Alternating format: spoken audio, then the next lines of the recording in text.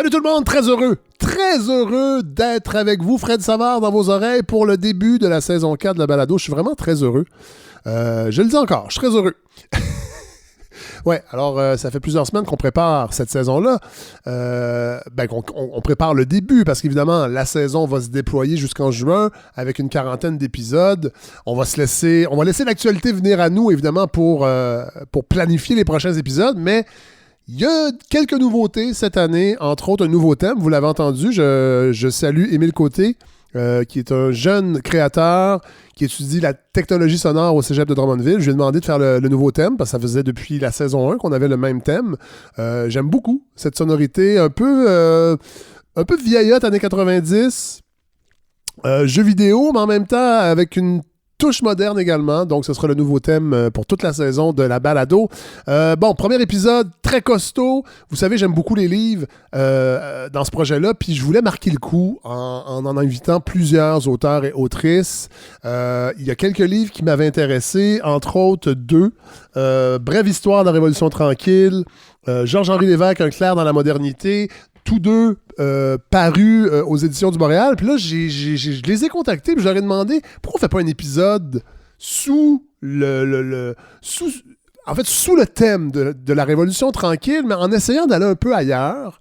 Donc, ça a donné 2 épisodes finalement. Ce sera le même épisode, mais en 2 parties, aujourd'hui et demain dimanche, pour ceux qui le reçoivent directement en abonnement sur leur plateforme d'écoute de balado préférée. Donc, Martin Paquette, Stéphane Savard, 2 historiens qui présentent Brève histoire de la Révolution tranquille. Jules Racine Saint-Jacques, un jeune historien qui a écrit un livre fascinant, vraiment, Georges-Henri Lévesque. Vous allez voir, ça a été vraiment une entrevue passionnante. Et demain, dimanche, donc dans la 2e partie, on va un peu plus aller dans la fiction. Mais on va commencer avec Jean-Marc Limoges, le bâtard de la commission parents, je pourrais dire ça. Jean-Marc Limoges qui a publié Victor et moi, qui est un pamphlet sur l'éducation, sur la transmission des savoirs. Où on en est aujourd'hui. Selon lui, il y a des choses qui vont pas, vraiment, à plusieurs niveaux. Puis je trouvais que ça s'inscrivait bien dans une réflexion post-Révolution tranquille. Bon, évidemment, on va pas s'enfarger dans la thématique parce qu'on veut surtout entendre des gens, des auteurs, des autrices qui ont des choses à dire. On va aussi parler de fiction. J'aimerais ça cette année parler plus de fiction. Je vous le confie. J'aime beaucoup les essais. On va continuer évidemment principalement à inviter des essayistes, mais j'aimerais accueillir plus d'auteurs et d'autrices de fiction. Donc, on aura premièrement Pierre-Marc Asselin et Michael Delisle qui ont fait paraître 2 recueils de nouvelles. La nouvelle qui est un peu un parent pauvre aussi dans l'univers médiatique littéraire. On en parle peut-être un peu moins que le roman. Donc, Pierre-Marc Asselin, Relique profane, qui est un jeune auteur, et Michael Delisle qui, lui, a une longue feuille de route, romancier, entre autres, reconnu, qui publie Rien dans le ciel. Donc, cette idée aussi de perte du sacré, je trouvais aussi que ça s'inscrivait bien dans cet épisode-là. Et on va accueillir Louise Desjardins avec son roman La fille de la famille, qui, elle, a vécu les années de la Révolution tranquille en tant que femme. Donc, elle apporte un regard féministe et féminin aussi sur, il y a quand même une nuance, sur ces années-là. Et je suis très content de lui parler. Vous savez, on aime beaucoup varier les générations à la balado, puis cet épisode-là en 2 parties en est un exemple très probant. On est en campagne de financement, vous le savez, chaque saison, je vous rabâche les oreilles avec ça. Je vais le faire cette année. Objectif 80 000 $. Je ne donnerai pas tous les détails aujourd'hui dans l'introduction parce que sur le fredsavard.com, sur le site, c'est très clair quels sont les objectifs. Mais je vais vous en reparler de toute façon dans le prochain épisode. Ça fait à peu près une semaine que la campagne battra son plein. On aura déjà quelques statistiques, quelques chiffres, mais je sais que la communauté de la balado est prête à appuyer ce projet-là. Donc, on vous donnera plus de détails. Il y a une infolette qui a été envoyée. Il y a du ménage à faire, je le sais, dans la liste d'envoi. Ça a été fait l'an dernier. J'ai pas eu le temps de m'y remettre parce que j'ai eu une rentrée complètement folle, mais on va faire le ménage parce que je sais qu'il y a des gens qui l'ont pas reçu et qui aimeraient la recevoir. Et on va sur le site web aussi. Il y a un onglet pour s'inscrire à l'infolette. Il y en aura une qui sera spécifique aux donateurs où le contenu exclusif sera offert. Pour les gens qui donnent 60 $ et plus par année, ça ne change pas. Contenu exclusif, peut-être plus rapproché, parce que l'an dernier, j'avais fait des épisodes de Brouillon de culture, je n'ai pas fait assez à mon goût. Là, ça va être un contact un peu plus soutenu. Mais n'ayez crainte, là, je suis en train d'organiser ça. J'ai vraiment une rentrée sur tous les fronts, autant personnel que professionnel. Fait que j'ai pas eu le temps de faire tout ce que j'aurais voulu dès maintenant, mais au moins, ce qui était le plus important, c'était de vous offrir ce premier épisode. Alors voilà, je vous laisse en compagnie d'historiens, d'auteurs, d'autrices, de grandes gueules également. J'espère que vous allez apprécier cet épisode-là en 2 parties. Alors, très bonne écoute tout le monde.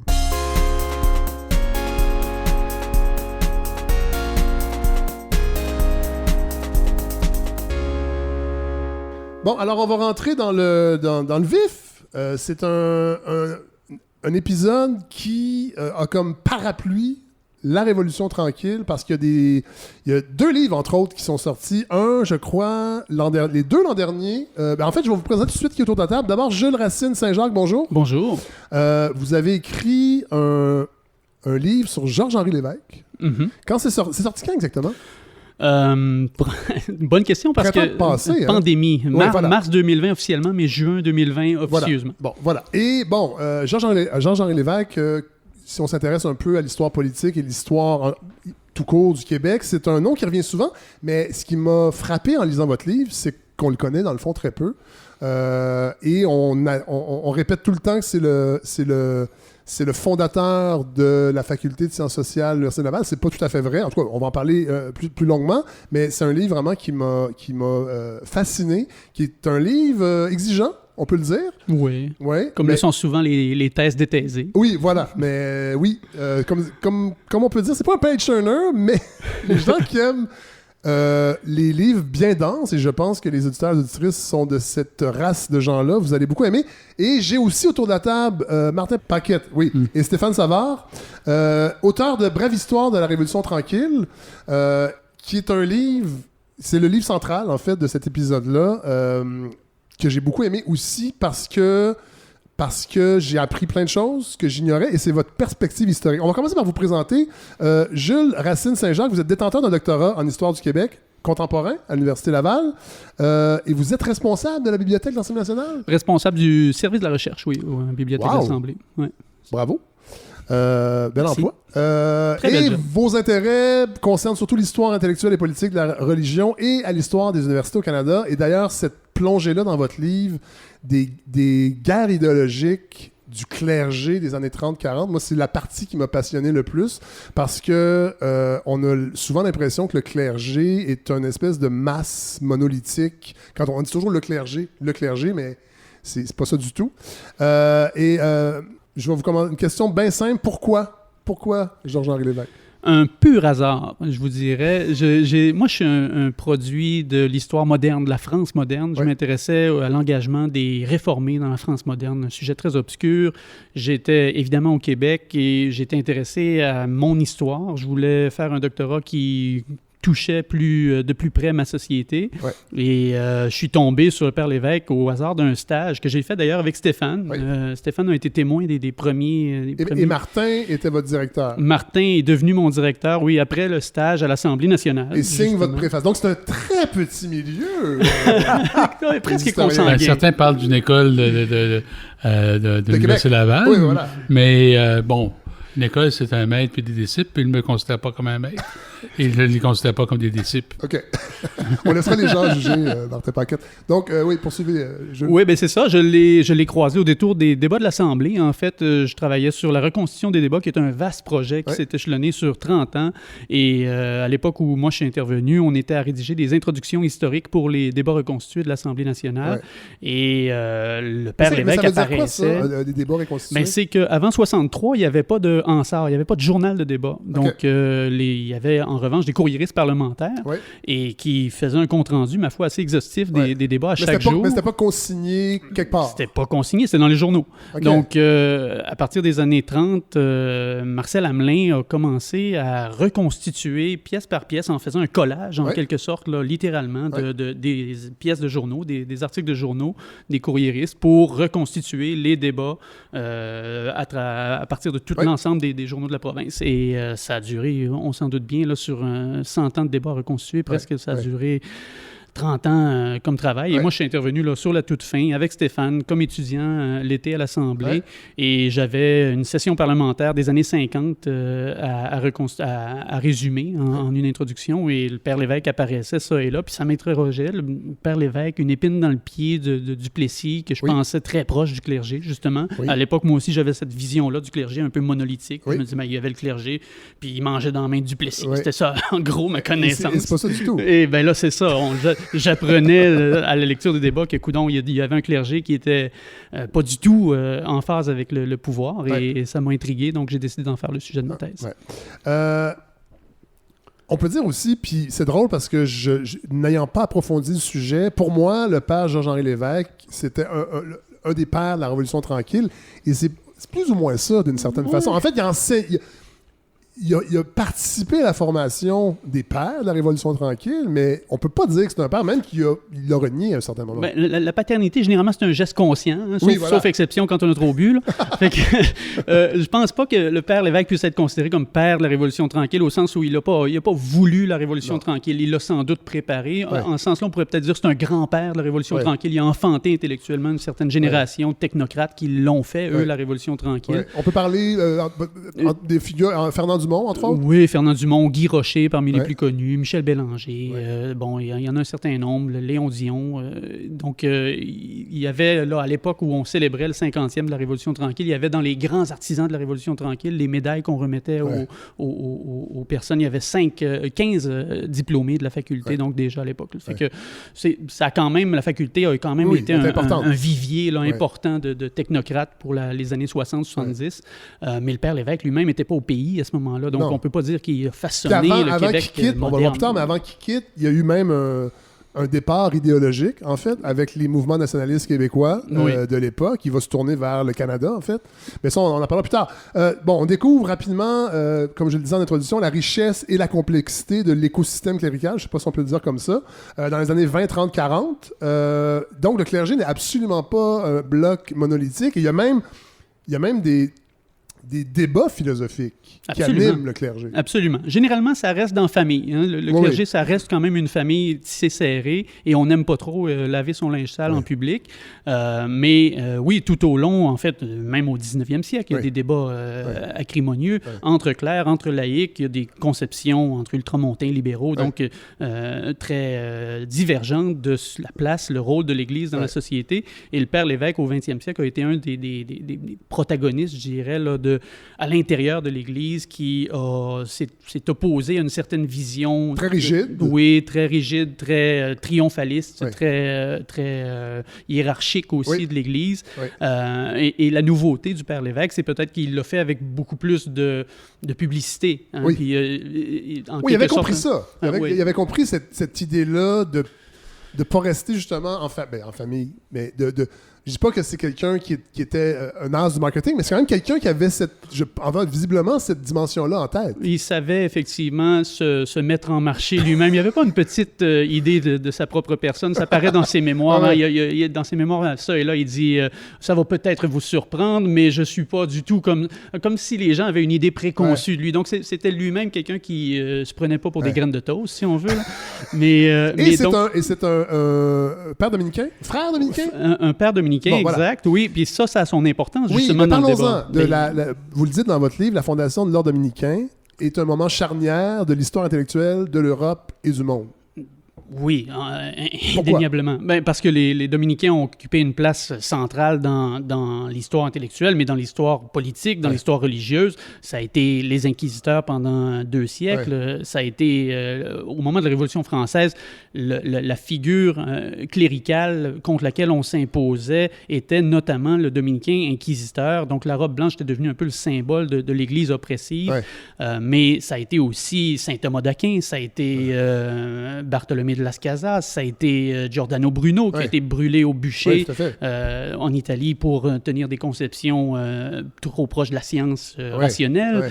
Donc, ça a été aussi toute une mouvance rationnelle au sein de l'Église, dont le père Lévesque est probablement l'un des derniers porteurs au Québec. Parce qu'on parle beaucoup des Jésuites au Québec, souvent, parce qu'il y a probablement beaucoup de diplômés du Collège Brébeuf, de Brébeuf, qui ont des tribunes et parlent des... Si on pouvait résumer un peu les les différences entre les dominicains et les jésuites? Si on veut caricaturer, là, on pourrait dire les jésuites avaient les collèges, les dominicains, à partir des années 30, des années 20 même, ont les universités. Ils sont très proches de l'élite bourgeoise universitaire, à l'Université de Montréal, à la faculté de philosophie, et à Québec, grâce au Père Lévesque, à la faculté des sciences sociales à partir de 1938. Dans les années 30, le catholicisme vit est-ce qu'on peut dire une grave crise au Québec dans sa conception de ce que doit être la place de la religion? Entre autres, il y a la Révolution industrielle et la Grande Crise, et il y a une réflexion à savoir comment on fait, parce que le Père Évêque, entre autres, avait cette préoccupation-là. Comment on fait pour sortir les Canadiens français d'une certaine misère, d'un défaitisme? Je dirais pas crise. Certainement, en tout cas, le clergé ne l'a pas encore réalisé s'il y a une crise, mais il y a une évolution rapide qui se passe au sein, justement, de la bourgeoisie. C'est les années 30, l'époque de l'arrivée des mouvements d'action catholique spécialisés, qui embrigadent les jeunes, qui embrigadent les ouvriers. Puis ça marque une scission avec l'action catholique traditionnelle qui était promue par Lionel Groulx à travers l'association de la jeunesse catholique, l'association catholique de la jeunesse canadienne-française. C'est quoi la différence? L'une, l'ACJC, depuis 1903, promeut une action conjointe de l'action catholique et de l'action nationale. C'est le fameux adage de Lionel Groulx, la langue gardienne de la foi, la foi gardienne de la langue. Et à partir de l'arrivée des mouvements d'action catholique spécialisés, là, on est vraiment dans deux mouvements distincts. Il y a les Jeunesses Canada qui arrivent au même moment dans les années 30, à la faveur de la crise. Il y a comme une sensibilité nationale qui se développe parce qu'on réalise que les Canadiens français sont les premières victimes de la crise économique. Et d'autre part, il y a tout ce mouvement-là importé d'Europe, d'action catholique spécialisée, qui viennent comme en quelque sorte faire évoluer rapidement le catholicisme au Québec. Puis à travers ça, il y a encore une élite catholique, une hiérarchie catholique qui est peut-être un peu détachée des préoccupations de la jeunesse, de la bourgeoisie, exact. Et le Père Lévesque, lui, étant investi dans les milieux universitaires, étant proche de cette jeunesse-là, sonne la sonnette, finalement. L'élite, la bourgeoisie, les jeunes sont de moins en moins attachés à l'Église comme institution. Il faut que l'institution change. Et c'est une réponse au fascisme aussi, parce qu'en Europe, entre autres, on a peur que les jeunes joignent les mouvements fascistes et on essaie de trouver des façons de les garder dans le giron exact. L'Église, comme d'autres institutions, a ses forces novatrices, ses forces, ses troupes de jeunesse, comme la comparaison est boiteuse, mais comme les jeunesses hitlériennes. À l'époque, chaque mouvement qui se veut porteur d'avenir va embrigader la jeunesse, et l'Église ne fait pas exception. Évidemment, il y a aussi l'idée, il y a des valeurs américaines aussi qui gagnent du terrain au Québec, les droits individuels, la laïcité de l'État en France aussi. C'est des débats qui animaient déjà le clergé et les intellectuels à l'époque. Exact, oui. On se demande un peu partout là, comment... vous avez mentionné la crise. Je pense que c'est vraiment un gros élément déclencheur de l'évolution du catholicisme à partir des années 30. C'est-à-dire, on se demande comment, entre le communisme qui fleurit en Russie et l'échec du libéralisme qu'on aperçoit suite au crash boursier de 1929, qu'est-ce qui reste, donc, sur quoi bâtir? Puis, visiblement, le capitalisme a délité les âmes de la voie que préparait pour eux le clergé, en les embrigadant dans l'usine, en entraînant à sa suite toute la famille, tout le monde qui doit gagner. Et le clergé va réfléchir à ça aussi, les ravages de l'industrialisation. Qu'est-ce qu'on fait avec ça? Voilà, ça fait depuis donc, le 19e siècle que le clergé réfléchit à ça. C'est toutes les encycliques sociales, c'est le catholicisme social. Puis c'est Rerum Novarum, par exemple, au 19e siècle, dont on célèbre le 40e anniversaire par une autre encyclique en 1931. Un peu de cette en fait, l'Église, sa solution au problème du capitalisme, puis puisque le communisme est absolument impensable,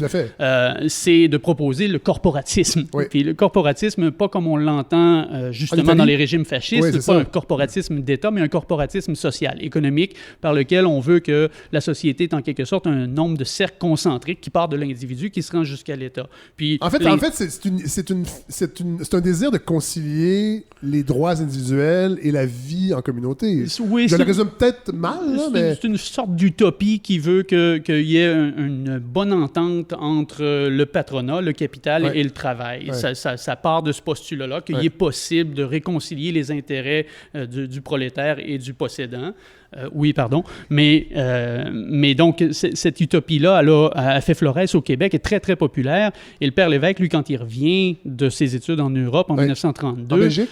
Oui, exact. Nord de la France, il fait des stages en Belgique, il traverse la frontière souvent. Et donc, il a vu les mouvements d'action catholique en Belgique, il a étudié le catholicisme social. Et il revient au Québec fort de cet enseignement-là. Puis, la première chose qui le frappe, c'est la dévastation et l'industrialisation de la province. Ouais. Et donc, il cherche lui aussi une solution.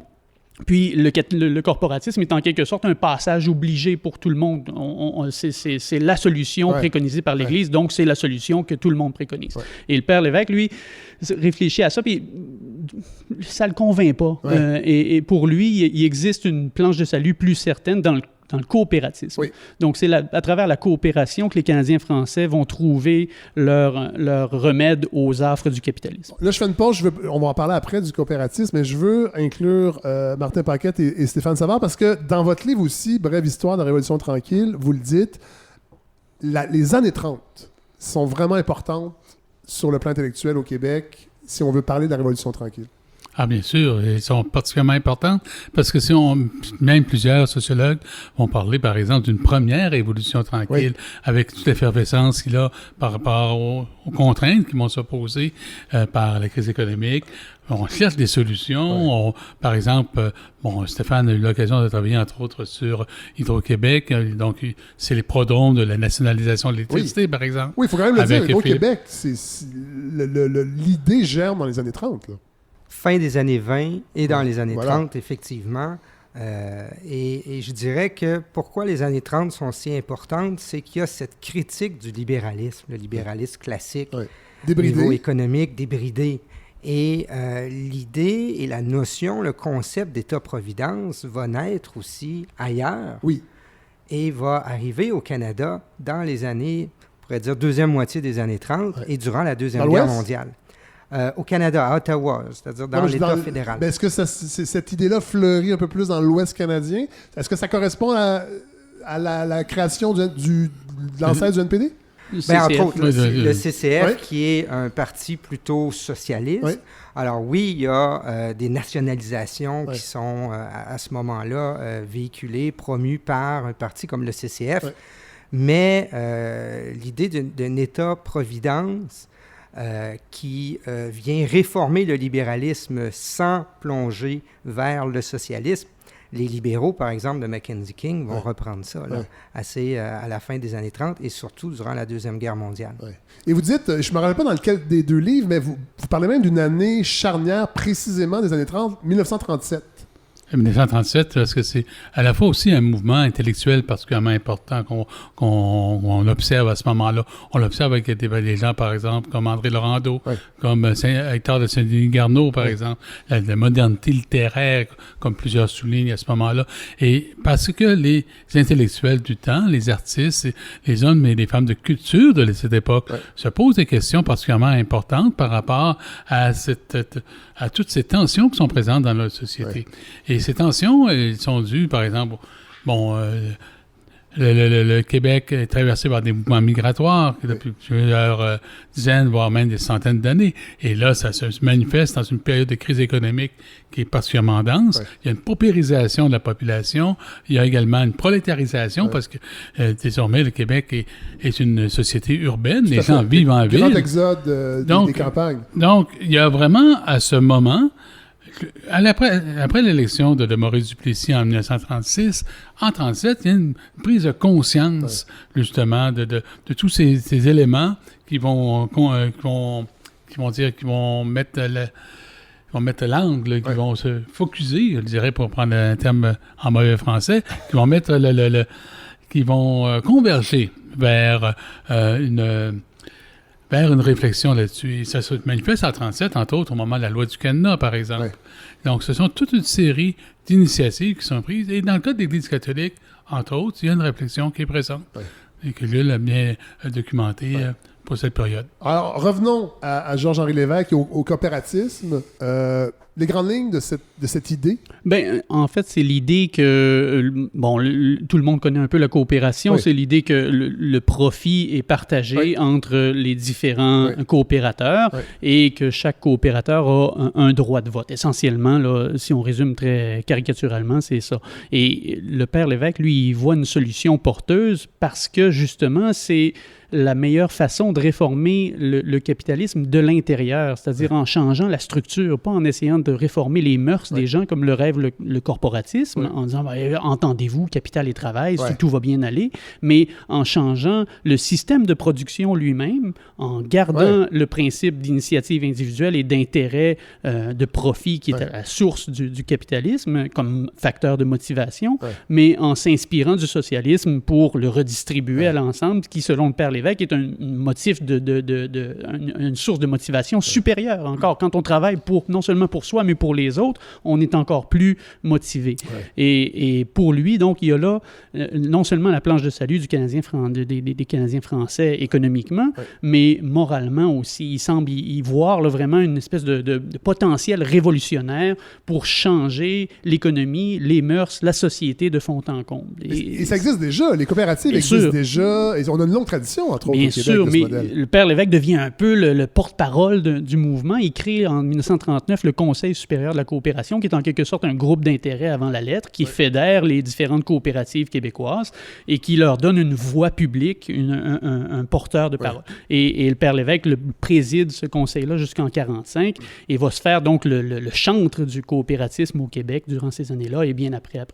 Et là va arriver un schisme parce que le père Lévesque va plus loin et parce qu'à l'époque, les coopératives sont confessionnelles. On les pense confessionnelles, mais en vérité, vous référez à la crise de non-confessionnalité des coopératives qui survient en 1945. Ce que le père Lévesque fait, c'est que depuis le manifeste du Conseil supérieur de la coopération qui dit que ce n'est pas en tant que catholique ou en tant que protestant qu'on se réunit en tant que coopérateur, on se réunit en tant que coopérateur, en tant que travailleur ou en tant que consommateur ou qu'épargnant, peu importe le type de mutuelle ou de coopération. Et donc, ça sème un peu de confusion dans le mouvement. Il y a des coopérateurs peut-être un peu plus nationalistes, un peu plus fervents catholiques, qui se disent non, l'Église est partie prenante du mouvement depuis ses débuts. C'est ça, cette histoire-là de non-confessionnalité, ou en tout cas. Fait que, pour clarifier ça, il publie un petit article de 5 pages dans la revue du mouvement, Ensemble, en 1945, alors qu'il est président sortant. Un petit article qui dit, en somme, qu'il n'existe pas deux positions possibles entre la confessionnalité, qui est l'affichage extérieur de la foi, et la foi vécue intérieurement, et la neutralité, qui est pas de foi du tout. On est neutre, donc il n'y a rien qui s'affiche, ni intérieurement, ni extérieurement. Il existe une troisième voie possible, qui est vivre sa foi intérieurement en tant qu'organisation coopérative, mais ne pas l'afficher officiellement. Donc, je ne sais pas si vous reconnaissez là des termes d'un débat qu'on connaît bien au Québec. Tout à fait, j'allais le dire. Le mot-clé, c'est 21. Et même avant ça, la crise des accommodements raisonnables, ça trouve des échos encore aujourd'hui dans la société, mais à l'époque, ça fait grand bruit auprès du clergé. Oui, parce qu'ils ont peur que les laïcs et en fait la non-confessionnalité des coopératives fassent tache d'huile. Mais en fait, le père Lévesque, j'allais le dire, enfonce une porte ouverte. Il n'y a pas une coopérative qui s'affiche catholique. J'ai fouillé dans le registre des coopératives, je les ai épluchées, les 541 qui contient le registre. Il y en avait 2 qui s'affichaient comme qui avaient une résonance vaguement catholique. Mais il y avait évidemment l'Union des productions agricoles, mais des coopérateurs agricoles, mais au-delà de ça, il y a très peu de catholicisme dans le mouvement coopératif. Donc, il enfonce une porte ouverte, mais il vient clarifier certaines affaires pour quelques esprits récalcitrants.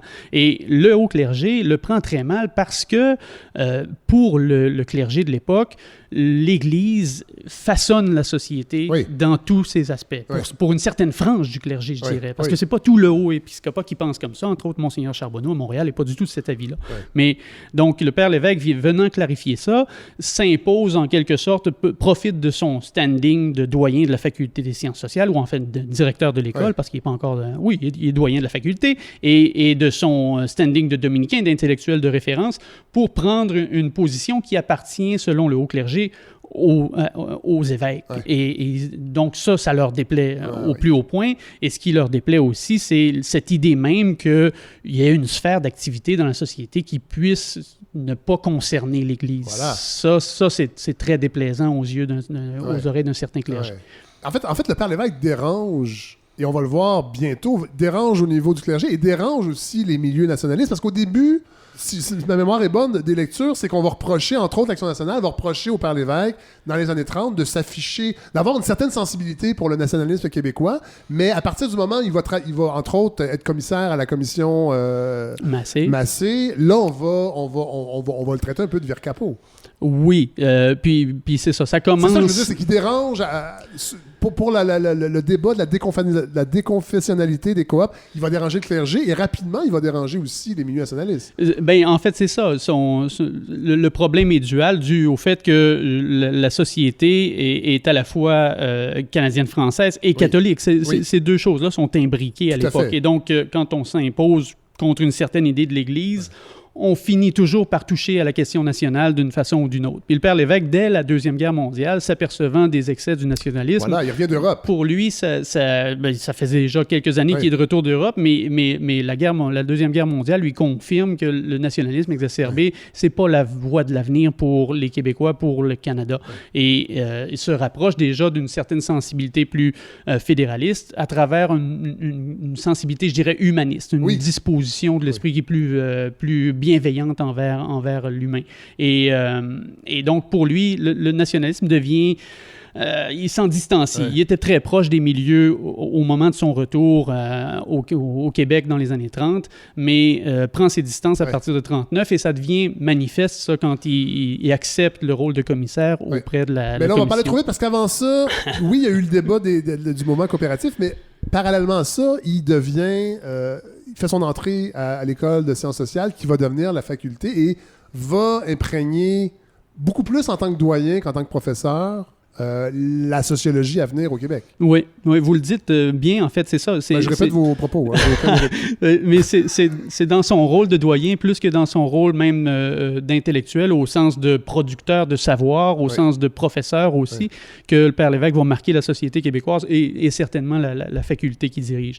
Donc en 1938, on lui offre de prendre la direction de l'école des sciences sociales de l'Université Laval, chose qu'il accepte. C'est un choix stratégique aussi, de rester à Québec. Exact, oui. Ben, en fait, il y avait déjà l'école de Montpetit qui est devenue l'HEC à Montréal et qui s'occupait de sciences sociales déjà à l'époque. Donc, pour éviter de faire concurrence au bassin montréalais, le choix de Québec lui apparaît logique. Puis, ça vient ouvrir toute une porte aux étudiants des milieux ruraux de l'Est du Québec. Donc, oui, il y a une dimension stratégique.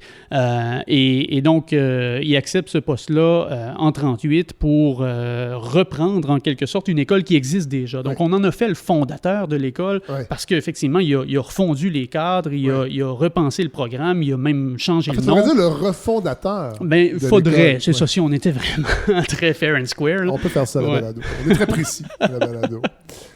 Ramenons-nous dans cette époque-là sur je dirais la structure des universités. La philosophie est une espèce de faculté mère. Moi, je me rappelle quand j'étudiais à l'Université de Montréal en philo, j'ai pas terminé mon bac, mais on disait que la philosophie est la mère de toutes les sciences. C'est peut-être moins le cas aujourd'hui, mais à l'époque, donc, la science sociale, le droit, ce sont des départements, en fait, de la grande faculté de philosophie. Il existe une faculté de droit, mais l'École des sciences sociales est effectivement une branche de la faculté de philo qui sert de parapluie institutionnel, qui sert aussi de couverture, j'ai envie de dire, pour une discipline nouvelle dans un établissement qui n'est pas nécessairement toujours très chaud à la nouveauté, mais ça participe quand même d'un élan de l'université québécoise en général, et francophone plus particulièrement à cette époque-là, de moderniser les cadres, de moderniser l'enseignement, de se rapprocher de la science rationnelle. Et c'est avec ce mandat-là que le Père Lévesque part son école. Parce qu'il n'y en a à peu près pas d'université dite avec une approche scientifique, à part peut-être Polytechnique? Bien, à la même époque, on a quand même des recteurs d'université qui sont, je pense à Alexandre Vachon, par exemple, qui est un homme d'église, mais qui est aussi un homme de science, qui, de concert avec Camille Roy, par exemple, à l'Université Laval, va proposer de repenser les cadres de l'école de chimie, de moderniser les laboratoires. Donc, il y a une volonté de moderniser l'enseignement puis de se rapprocher de la science rationnelle, mais toujours dans le respect de la primauté du catholique. Parce qu'il y a une conception d'université à l'époque qui est conçue comme un lieu de reproduction de l'ordre des... C'est un vivier, en fait. Puis ça, vous le dites, qui régénère le catholicisme. C'est comme ça qu'on voit l'université, dans les hautes instances. Gérard Filion a dit, c'est une fabrique de messieurs, Gérard Filion du Devoir.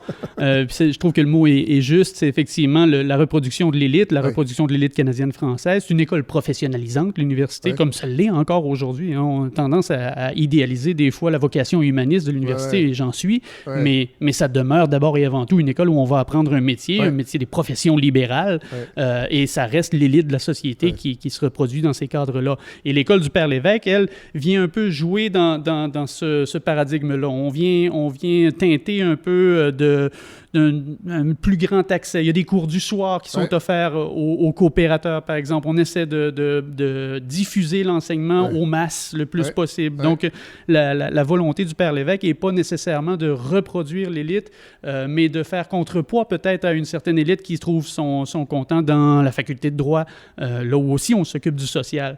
Et donc, il faut pour ça non seulement créer de l'enseignement, mais créer des jobs. Puis ça, le Père Lévesque, je parlais du Conseil supérieur de la coopération tout à l'heure, le Père Lévesque s'en soucie beaucoup pour ses étudiants, de créer des milieux dans lesquels ils vont pouvoir s'investir. Puis c'est en ça que je pense que son influence a été la plus déterminante. C'est d'abord et avant tout un entrepreneur intellectuel. C'est quelqu'un qui va créer des institutions plus que penser la société. Puis il va aussi être très sensible, je ne sais pas si c'est le bon terme, mais à l'américanisation des sciences sociales, c'est-à-dire qu'il va envoyer des étudiants...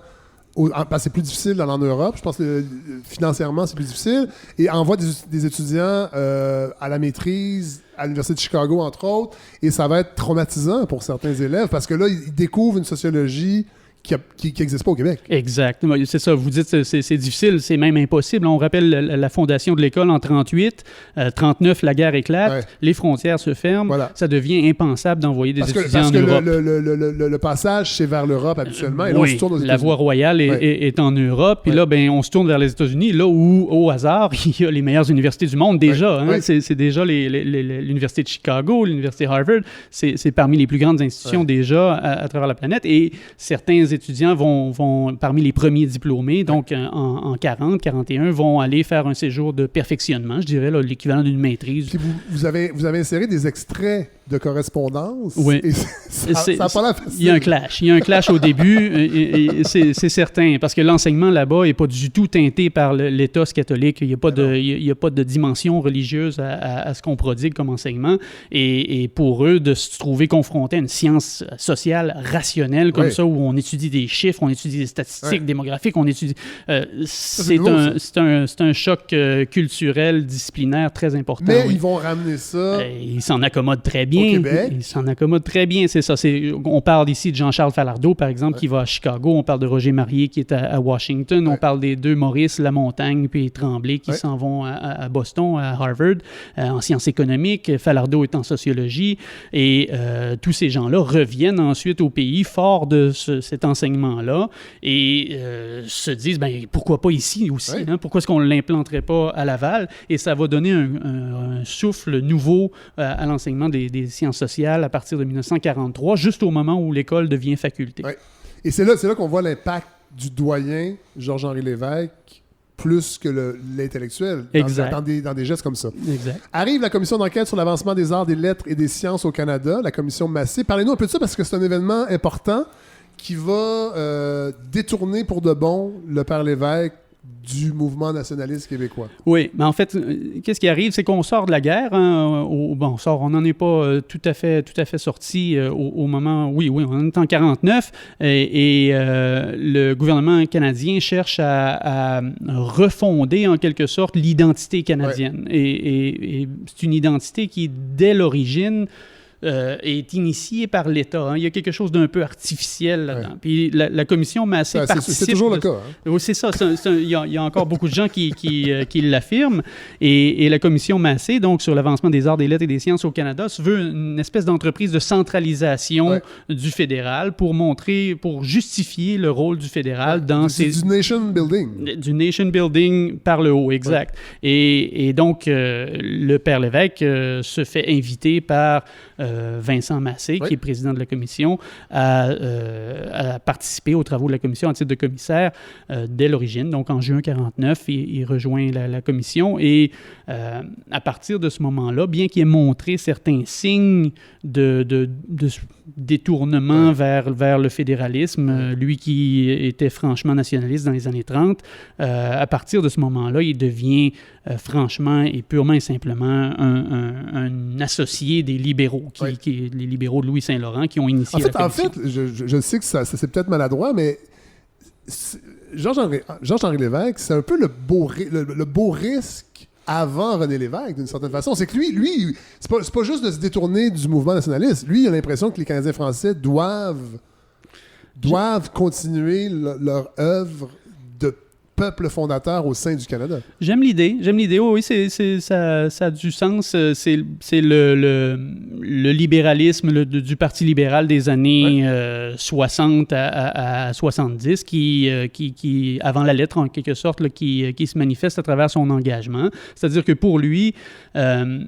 il n'y a pas d'atteinte aux droits fondamentaux du Québec dans le fait que le fédéral finance les universités, comme le propose la commission. On l'a vu pendant la dernière campagne électorale, c'est encore les mêmes débats sur le partage des compétences et c'est ça aussi qu'on va beaucoup reprocher à cette commission-là. Et lui va tenter de gommer un peu la réalité pour dire, on peut respecter les compétences du Québec pour l'éducation, mais si on donne des subventions aux universités, ça ne trahit pas les compétences provinciales. Ben, c'est un fin rhéteur, hein, le père Lévesque, en bon dominicain. Il est toujours dans la nuance. Et pour lui, c'est pas l'éducation qu'on finance au sens d'enseignement, c'est l'éducation au sens large, au sens culturel. Et dans ce sens-là, le fédéral a tout à fait la légitimité nécessaire pour financer, par exemple, la recherche qui se fait dans les universités. Ouais. Et pour lui, les universités sont pas qu'un établissement d'enseignement à vocation purement éducative, mais c'est beaucoup davantage comme les musées un peu, une institution culturelle de rayonnement de la culture et du savoir,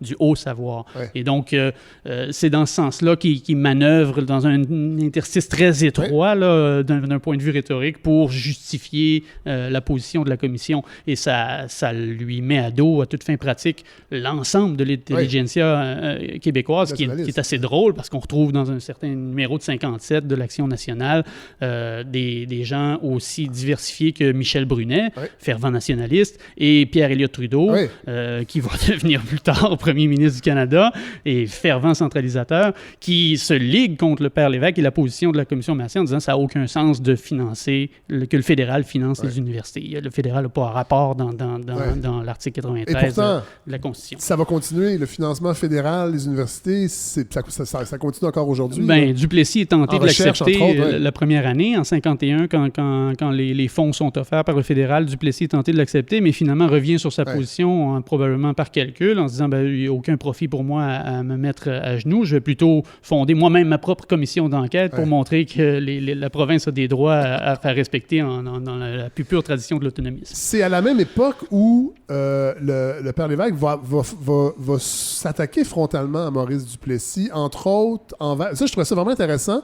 envers sa démagogie anticommuniste. Oui, mais en fait, je ne sais pas qui a tiré les premiers coups dans la bataille, mais j'ai l'impression que ça vient davantage du régime duplessiste. C'est-à-dire que dès 1949, il y a une prise de distance là, qui est faite par rapport au Père Lévesque. Il était très proche des milieux unionistes. Le Père Lévesque, c'est un ami de Antonio Barrett, entre autres. Oui, il va y avoir des rumeurs comme quoi il l'aiderait à fonder un parti. Oui, c'est ça. Et donc, ça, c'est des complots. Ça, c'est la thèse de l'évêque lui-même dans ses archives. Ce qu'on retrouve pour expliquer l'antagonisme qui commence à se développer à partir de 1949, c'est que Antonio Barrett lui aurait fait un coup de jarnac et il était lui-même ambivalent par rapport aux positions de son premier ministre, par rapport au Bill 5, une loi ouvrière. Et c'était à l'époque de la grève de l'amiante à Telford Mines. Il y avait quand même des gros débats dans la société là-dessus.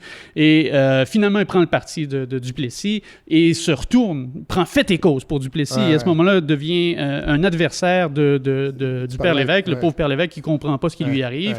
Et à partir de ce moment-là, les choses commencent à se gâter entre le Père Lévesque et le régime unioniste et l'Union nationale. Et le Père Lévesque, lui, se fait au hasard chantre de la liberté. Et donc, durant toutes les années 50, il va chanter la liberté sur toutes les tribunes qu'on va lui donner, mais c'est d'abord sa liberté à lui qui chante, parce que c'est sa liberté qu'on opprime. Mais il va quand même critiquer la démagogie. Puis j'y reviens parce que je trouvais ça intéressant, parce qu'il va dire, écoutez, arrêtez de démoniser les communistes. Essayons de comprendre pourquoi les gens vont vers le communisme. Parce qu'ils en arrachent financièrement, parce qu'ils sont pas capables de travailler. C'est quand même intéressant. Aujourd'hui, on regarde les débats présentement entre François Legault et Gabriel Nadeau-Dubois sur les woke, et ça manque de cette subtilité-là aussi, je trouve qu'on retrouve déjà dans les années 50. C'est vrai. C'est une mauvaise comparaison, là, mais... C'est cohérent avec l'approche du Père Lévesque depuis son entrée dans le champ intellectuel. On le rappelle, en 1933, quand il entre dans le champ intellectuel, c'est par la Grande Porte, la journée des 13, où il va critiquer la CCF, le manifeste de la Commonwealth Cooperative Federation, qui est un parti socialiste de l'Ouest du Canada.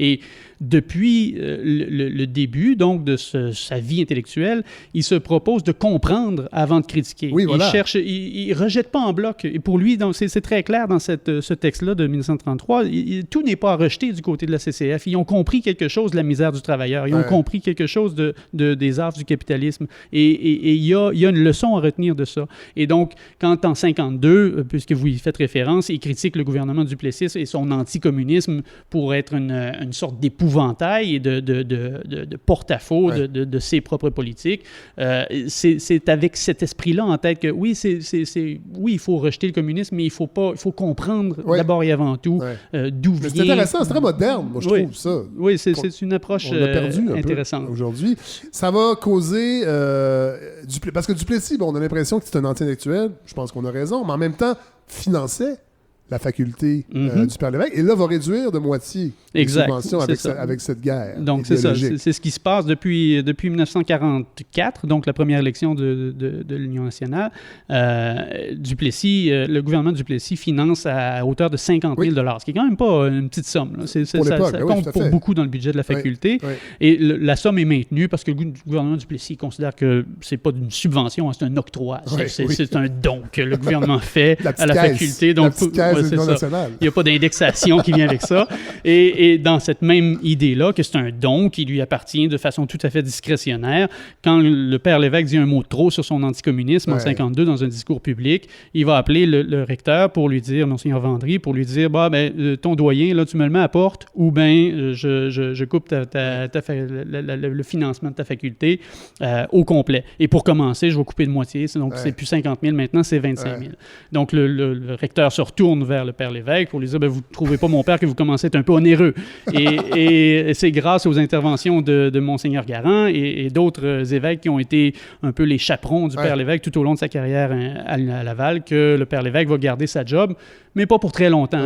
Ça commence à peser sur le climat de la faculté. Il y a des profs qui trouvent qu'il commence à être un peu encombrant avec ses prises de position publiques, et ça coûte cher. Il y a même une rumeur, on va rester dans le complot, pour vous montrer comment c'est un page-turner, ce livre... C'est pas ça Jules Racine Saint-Jacques. Mais il y a même une rumeur qu'on va fonder une nouvelle faculté des sciences sociales à l'Université d'Ottawa. Je trouve ça très drôle. Quand j'ai lu ça, je dis, mon Dieu, Aujourd'hui, l'Université d'Ottawa, on sait de tout ce qui en sort, de plus ou moins bon pour le Québec. Mais je trouvais ça drôle de relire ça, que déjà à l'époque, l'Université d'Ottawa était l'espèce de fantôme menaçant, peut-être, si on laisse pas les gens réfléchir ici au Québec. Ça témoigne de la proximité du Père Lévesque avec les milieux anglophones du Canada. Hein, puis il se dit, s'il n'y a pas de débouché pour mes étudiants à Québec, visiblement, parce que le gouvernement n'embauchera pas qu'un diplômé de la faculté, je suis peut-être mieux de me tourner vers Ottawa, où le gouvernement libéral est autrement plus sympathique. Le grand-père du professeur Attaran aurait pu enseigner avec Georges-Henri Lévesque. La grande boucle. Bon, c'est très drôle parce qu'on va arriver bientôt, Martin Paquette et Stéphane Savard, on va continuer sur l'échelle du temps avec la Révolution tranquille parce qu'on y arrive. Comment se termine la vie intellectuelle du Père Lévesque? Parce qu'il quitte quand la Révolution tranquille prend son essor. Oui, c'est une histoire, je dirais, mi-figue, mi-raisin. Ouais. C'est pas la fin, je pense, qu'il aurait souhaité. Ce qui arrive, c'est que le conseil universitaire lui offre de ne pas prolonger son embauche et lui-même décide de finalement se remettre sa démission en 1955. Ça fait déjà 3 ans, même plus que ça, 5 ans, que les relations sont tendues avec le pouvoir. Les professeurs sont peut-être un peu rendus ailleurs dans leur cheminement intellectuel. La garde s'est renouvelée. Il y a des professeurs aussi qui sont de plus en plus détachés des considérations catholiques, de l'aspect catholique de l'enseignement, qui se maintient malgré tout sur le décanat du Père Lévesque, bien qu'il ait bien distingué les deux, le rationnel et le religieux. Ça reste quand même une dimension importante.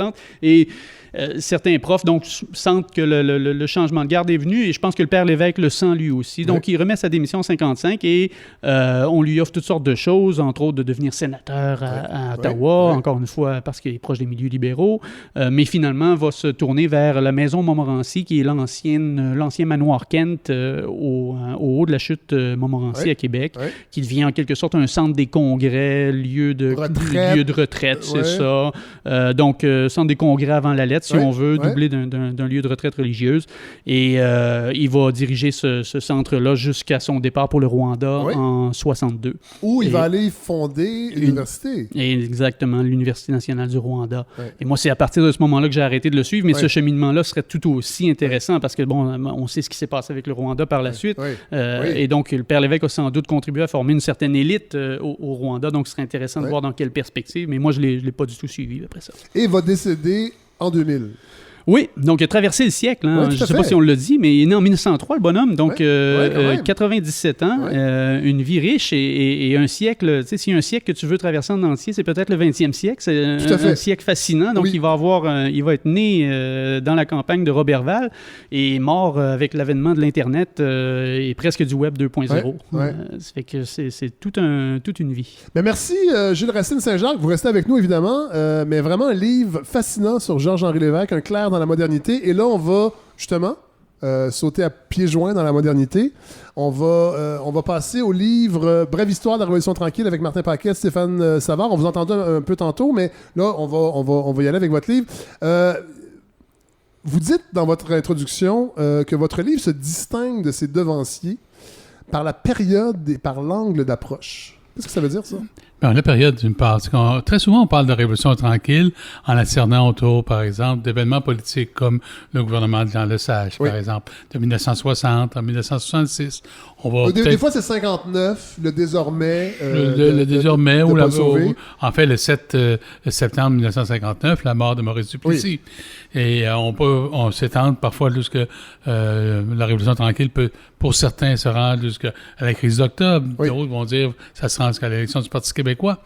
Mais il manque une logique de compréhension qui est présente. Parce que nous voulions faire ce qu'on appelle à la fois un essai et une synthèse. Et en histoire, une synthèse, c'est de trouver un principe organisateur qui soit pris pour comprendre une période de temps. Quand on parle, par exemple, de la Révolution française, par exemple.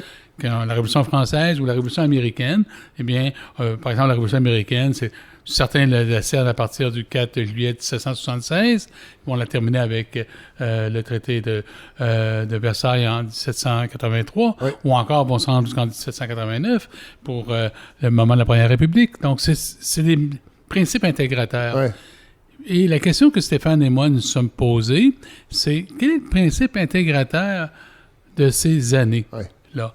Et ce qu'on a pu voir, c'est que parmi l'ensemble des Québécois, c'est-à-dire les habitants qui vivent au Québec. Oui. Donc, c'est pas seulement que les francophones, ce sont ceux qui vivent dans l'espace, le lieu dit Québec en tant que tel. C'est le rapport à l'État. Qui est un élément intégrateur. C'est comme Stéphane le soulignait tout à l'heure, c'est l'émergence, entre autres, de l'État-providence là-dedans. Et cette conviction qui est partagée par de nombreux Québécois, évidemment, c'est pas parfait, c'est pas unanime, mais par contre, c'est très consensuel, c'est très hégémonique en tant que tel, que l'État est le garant du bien commun. Oui.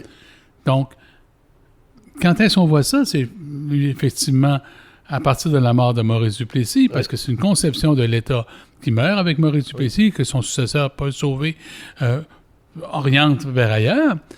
Et là, le point de chute est un autre point de chute. C'est à partir de quel moment on voit justement cette conception de l'État devenir plus discutée. Et là, la date, c'est au moment de la récession des années 80.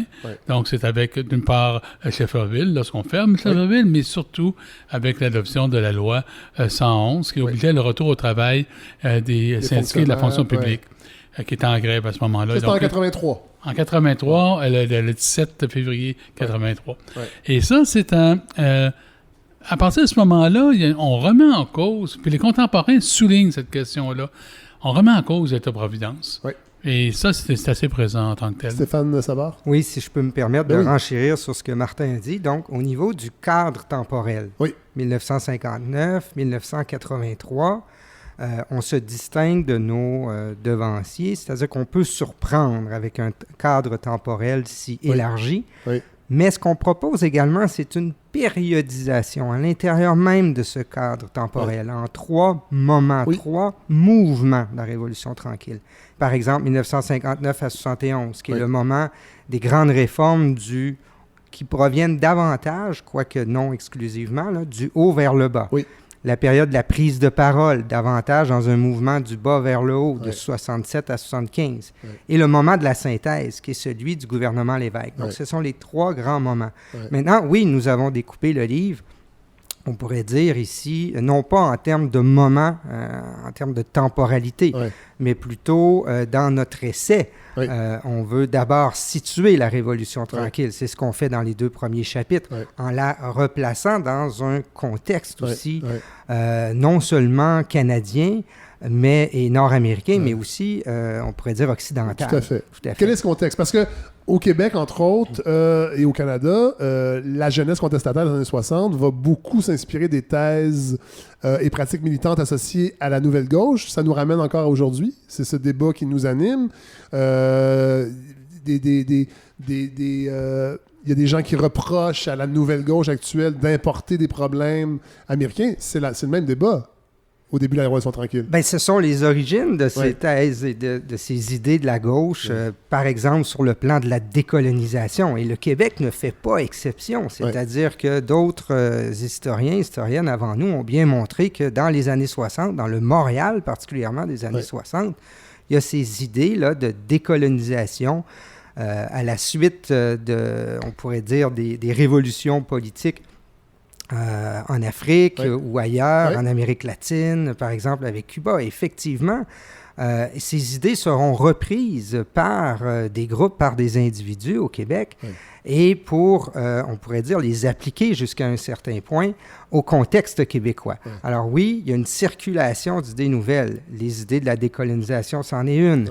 La question de l'État-providence, c'est ça, le Québec est en partie en retard sur d'autres sociétés, d'autres provinces, d'autres États. Et là, c'est pour ça que mon intervention de tout à l'heure, quand Jules racontait sur les années 1930, bien, au Canada, la question des politiques sociales et de développer un État-providence fort, c'est à partir du milieu des années 30, dans les années 40, beaucoup et dans les années 50, que l'État canadien va se construire avec aussi un nation building, comme vous avez mentionné tout à l'heure. Et là, ce sont ces idées-là qui seront reprises par on pourrait dire certains groupes sous le régime Duplessis, qui ne forment pas la majorité à ce moment-là, mais ces idées deviennent hégémoniques dans les années 60 ensuite. Vous introduisez un concept que je connaissais pas, le concept de société démocratique co-sociationnel. Est-ce que je le prononce comme il faut? C'est le terme en terme. Ouais. Bon, quand on parle de société démocratique consociationnelle, c'est un terme qui est emprunté, entre autres, aux sciences politiques et entre autres au politologue néerlandais Arend Lipjak. Et ça concerne des sociétés qui sont divisées. Ouais. Les sociétés qui sont divisées selon des clivages qui sont soit religieux ou encore ethniques en tant que tel, ou linguistiques en tant que tel. Qu'est-ce qu'on fait dans une société l'État d'une cette société, que fait-il pour aménager, justement, pour réduire ces divisions-là en tant que telles? Donc, il y a toute une série d'aménagements qu'on fait à ce moment et qui vont axer, entre autres, sur les institutions, par exemple. Certaines communautés auront un type d'institution, d'autres institutions seront celles de l'autre communauté qui peut être présente. Donc, par exemple, au Canada anglophone, au Canada anglais, comme on disait à l'époque, il y a une série d'institutions qui sont présentes. Et au Canada français de l'époque, bon, le rôle de l'Église, par exemple, une autre institution. Comment fait-on pour aménager, justement, un dialogue entre ces deux communautés? Là, c'est à ce moment-là que le rôle des élites est important. Les élites se rencontrent. Et le régime fédéral canadien permet de faire cela, entre autres. Lorsque vous allez à Ottawa, les députés qui sont là, ce sont des Canadiens anglais et des Canadiens français, mais qui appartiennent aux élites. Et qui, justement, se veulent les mandataires, les représentants de chacune de leurs communautés. Et généralement, ça donne des politiques relativement consensuelles par rapport à ça. Et c'est ce qu'on observe, c'est qu'avec la Révolution tranquille, avec le développement de l'État-providence, désormais, ces sociétés consociationnelles s'effritent. Elles s'effritent parce que c'est désormais non plus des droits collectifs des individus qui sont présents en tant que tels, de chacune des communautés, mais désormais beaucoup plus ces droits individuels. Et là, c'est aussi également la présence de la démocratisation de plus en plus grande de nos sociétés. Donc, les gens veulent prendre parole et ce ne sont pas seulement que les élites qui déterminent ici. Et donc, c'est ce qu'on observe, justement, quand on parle de société consociationnelle.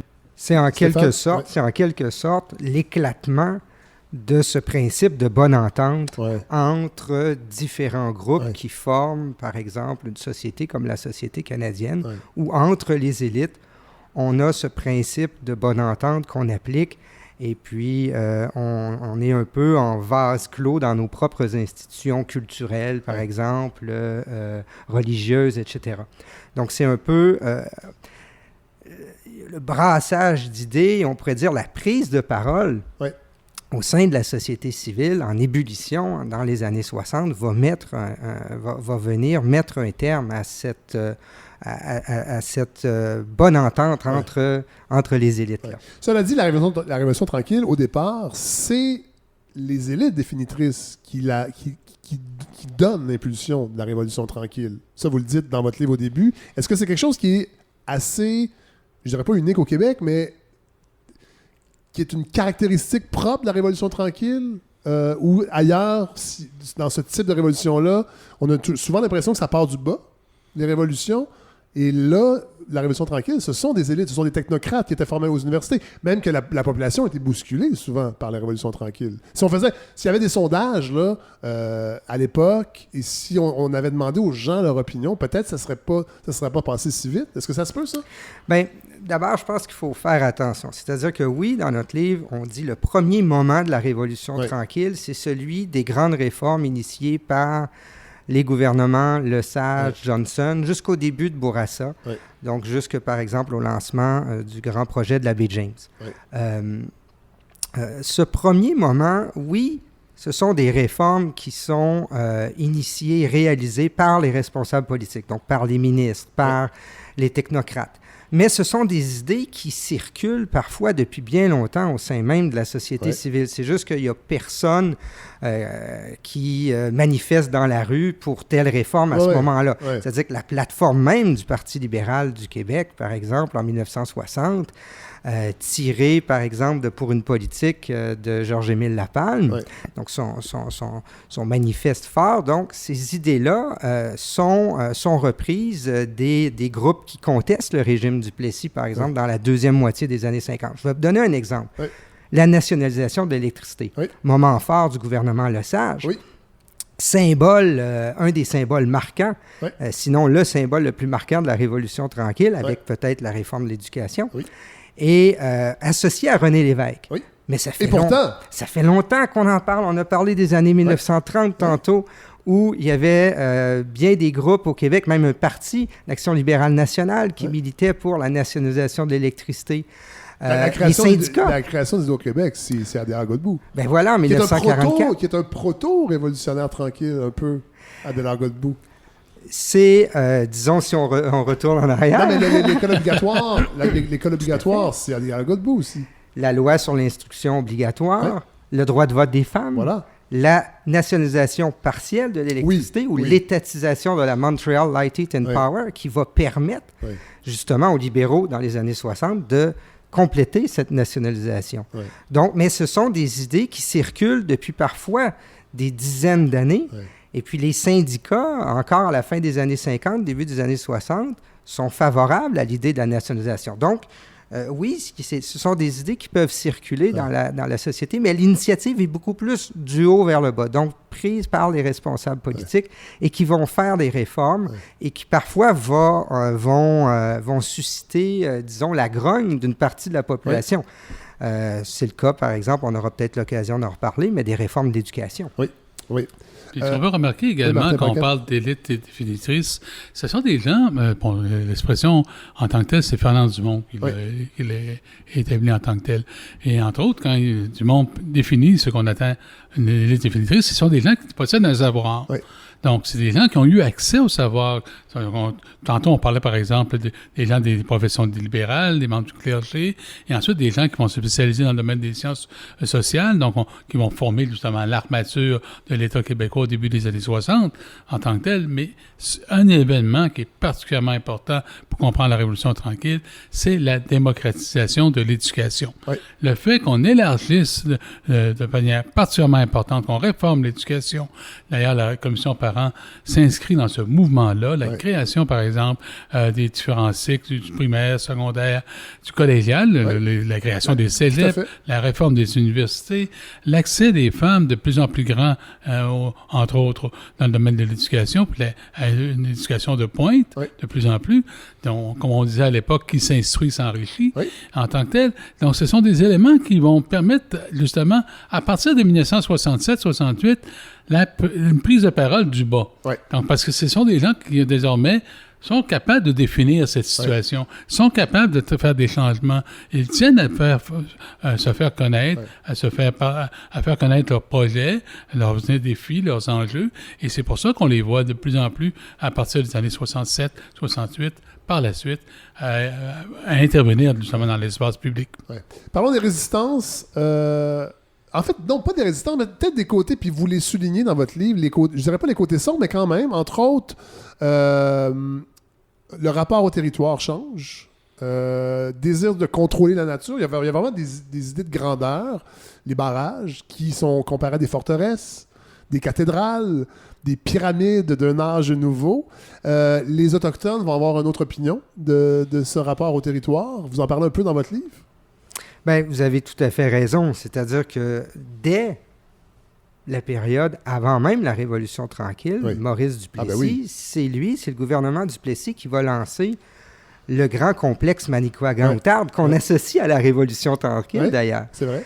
Mais le complexe Manicouagan-Outarde sera construit et achevé essentiellement sous le gouvernement de Jean Lesage et Johnson par la suite. Mais effectivement, on ne s'occupe pas trop des communautés locales. Non. Là, on parle beaucoup des peuples autochtones, mais on ne s'en occupe pas trop. Il y a une ignorance. On ne veut pas...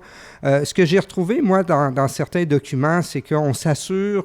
on permet l'embauche de travailleurs autochtones.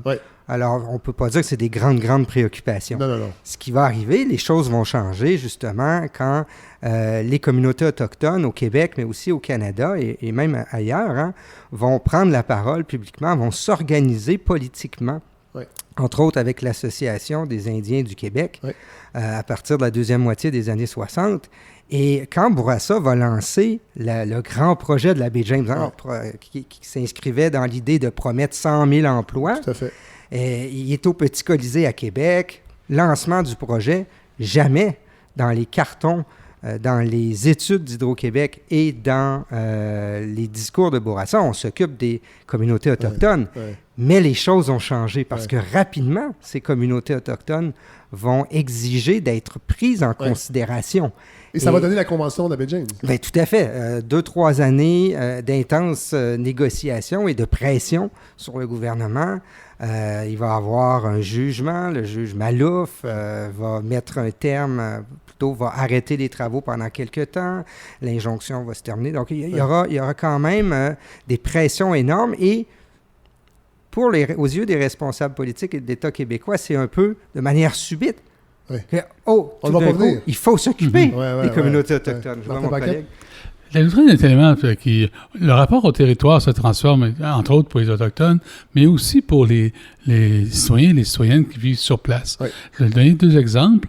Bon, par exemple, le cas de Montréal, lorsqu'on détruit, par exemple, le faubourg Amlas, c'est pour construire la tour de Radio-Canada. Tout l'aménagement urbain qu'on fait désormais se fait très souvent aux dépens des citoyens et des citoyennes qui vivent sur place. Mais il y a des formes de résistance qui sont présentes. Et l'autre exemple que j'aimerais donner, c'est l'exemple des opérations Dignité en Gaspésie.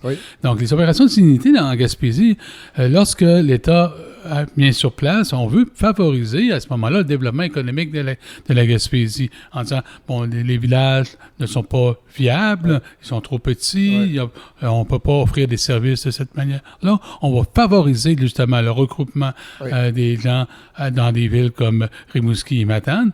Et là, à ce moment-là, il y a une résistance particulièrement grande de la part de gens qui vivent sur place, qui disent, écoutez, c'est mon village, c'est mon lieu, entre autres à Sainte-Paul, pas loin de Matane, au Méchin, à Esprit-Saint. En Abitibi. P. Apéro l'a documenté dans son cycle abitibien, c'est la dévitalisation des paroisses, et Horace Lalancette, on a parlé souvent à la balado, mais quand les gens d'Hydro-Québec vont parler aux gens d'Abitibi pour leur dire, vous allez avoir des jobs, mais il faut travailler, par exemple. Puis eux avaient déjà ouvert le chemin, entre autres, à la Sarre, et c'est même pas ce chemin-là que Hydro-Québec... Tu sais, il y a quand même aussi on est encore dans les hauteurs, là. Ah ben oui, on est dans la résistance constante. C'est-à-dire, d'un côté... on regarde les gens de haut. On regarde les gens de haut, mais on a quand même une conception du bien commun qui est présente, même avant les édites définitives. Je ne pense pas que ce soit des gens qui tenaient à... bon, je pense que c'est un jugement de valeur, là. Mais je ne pense pas que ce soit des gens qui étaient, disons... se souciait beaucoup, entre autres, de l'amélioration collective, de l'accès à la richesse, du développement national, développement économique, développement politique du Québec. Sauf que la consultation ne se faisait pas nécessairement. Et là, c'est à ce moment-là que... les citoyens, c'est des formes de politisation. C'est quand on va chez toi, on dit, bon, regarde, on va fermer ton village en tant que tel. Eh bien, les réactions sont souvent fortes en disant, eh bien, écoutez, c'est mon lieu. Stéphane?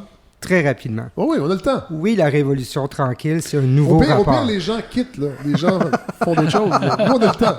Ils vont mettre sur pause, ils vont revenir après. Ah, ben oui. Donc, oui, la Révolution tranquille, c'est un nouveau rapport au territoire. Exploitation des richesses naturelles, pour le bien commun de tous les Canadiens français et les Québécois en général. Mais rapidement, les communautés locales, les communautés autochtones viennent rappeler que cette exploitation des richesses naturelles doit se faire en fonction de 2 grandes valeurs, participation et consultation. Et c'est ça aussi que le deuxième mouvement de la Révolution tranquille va apporter, c'est-à-dire ces notions de participation, de consultation. On le voit beaucoup, parce qu'on parle du rapport au territoire, on le voit beaucoup dans le discours des groupes environnementalistes.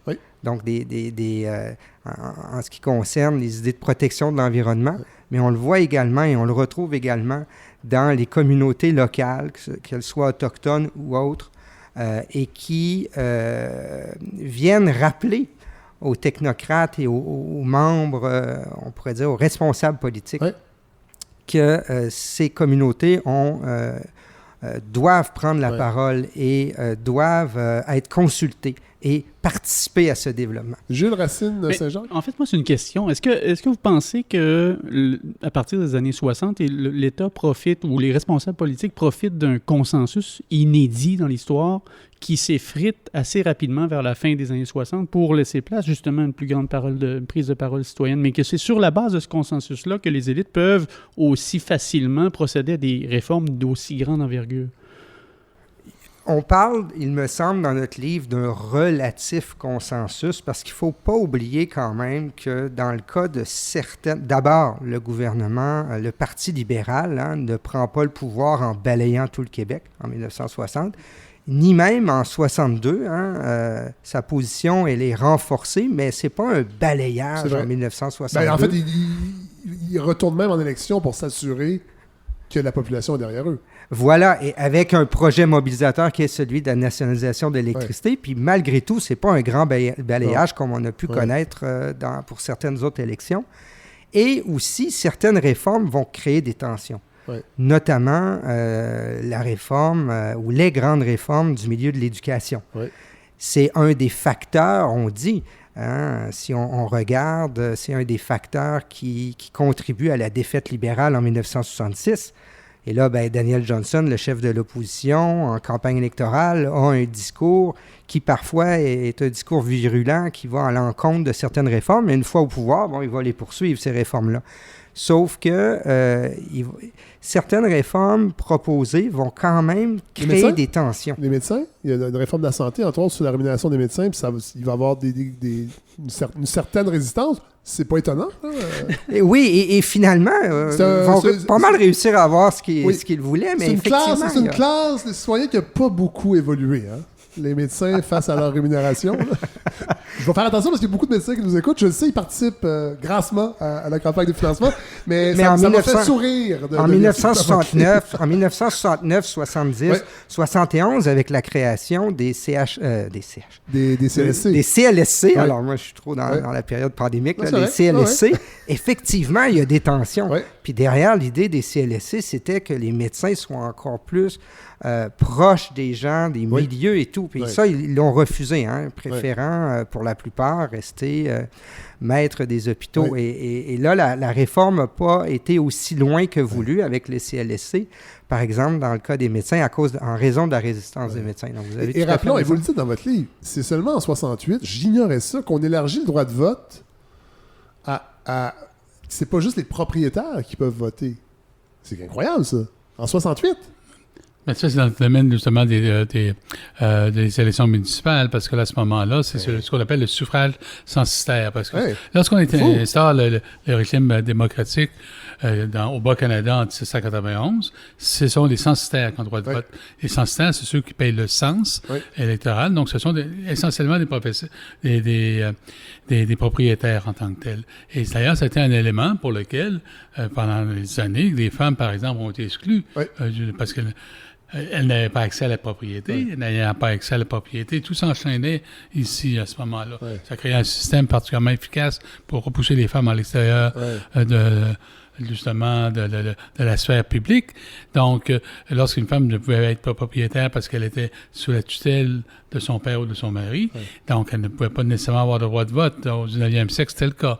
Donc, à partir de 1940, évidemment, le sens s'est élargi, c'est la notion de suffrage universel. On va l'élargir davantage en 66, par exemple, en passant de 21 ans à 16 ans. À 18 ans, excusez-moi.